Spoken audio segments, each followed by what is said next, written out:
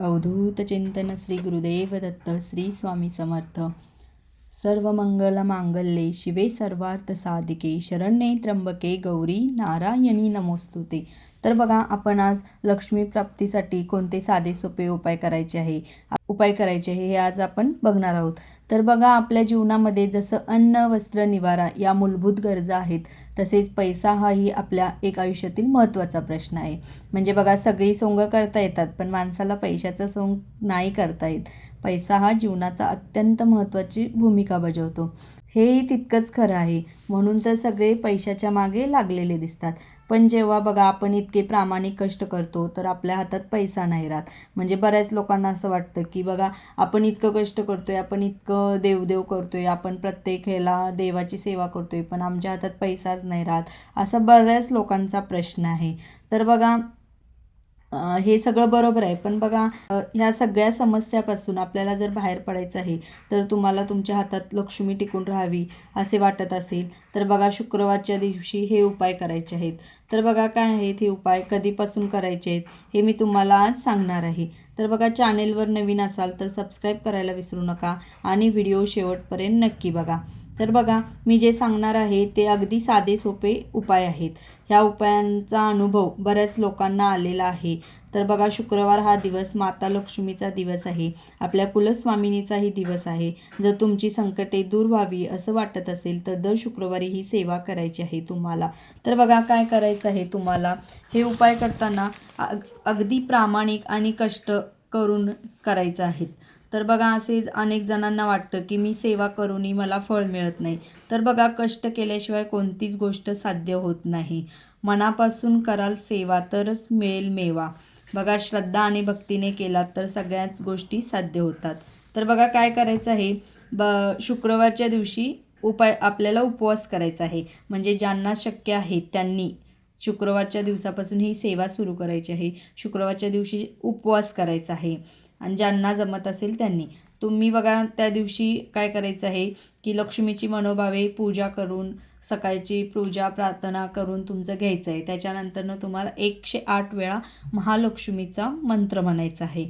तर बघा, मग महालक्ष्मीचा मंत्र कोणता आहे तुम्हाला माहीत नसेल तर बघा, ओम श्री महालक्ष्मी दैवे नमः।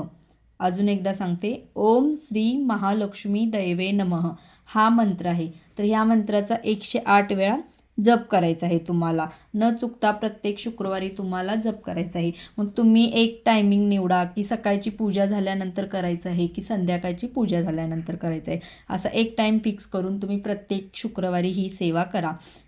बघा, महिलांना मासिक अडचण येते, तर बघा त्या आठवड्यामध्ये ही सेवा करायची नाही, म्हणजे फक्त शुक्रवारी करायची आहे तुम्हाला। मग शुक्रवारच्या दिवशी असेल तर त्या दिवशी ही सेवा करायची नाही, परत पुढच्या शुक्रवारपासून तुम्ही ही सेवा करू शकता। तर बघा, मग किती दिवस करायची, तुम्हाला असं वाटतं की तुमची इच्छा, म्हणजे तुमच्या इच्छेनं करा, 5 शुक्रवार 11 शुक्रवार असे कितीही शुक्रवार करा तुम्ही। पण असं माझ्या मते तरी असं करूच नका की शुक्रवारी 108 वेळा मंत्र जपायला काही फार काळ लागत नाही, की टाईम असा काही लागत नाही। तुम्ही 15 मिनटं टायमिंग काढून फक्त 108 वेळा तर तुम्हाला मंत्र जपायचा आहे। आणि बघा, कुलस्वामिनीचा उपवास बऱ्याच महिलांचा असतो आणि त्यातून तुमची ही एक सेवा घडून जाईल। तर हा तुम्हाला एक उपाय करायचा आहे त्या दिवशी। तर बघा, दुसरा उपाय काय करायचा आहे, तर प्रत्येक शुक्रवारी तुम्हाला महालक्ष्मी अष्टक वाचायचं आहे। दर शुक्रवारी, म्हणजे दर शुक्रवारी तुम्हाला महालक्ष्मी अष्टक वाचायचं आहे। ते किती वेळा वाचायचं, 11 वेळा तुम्हाला महालक्ष्मी अष्टक म्हणायचं आहे।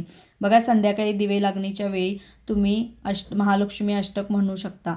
ज्यावेळी आपल्याला देवी देवतांचा येण्याचा टायमिंग असतो घरी, त्या शुभमुहूर्तावर तुम्ही महालक्ष्मी अष्टक 11 वेळा म्हणा।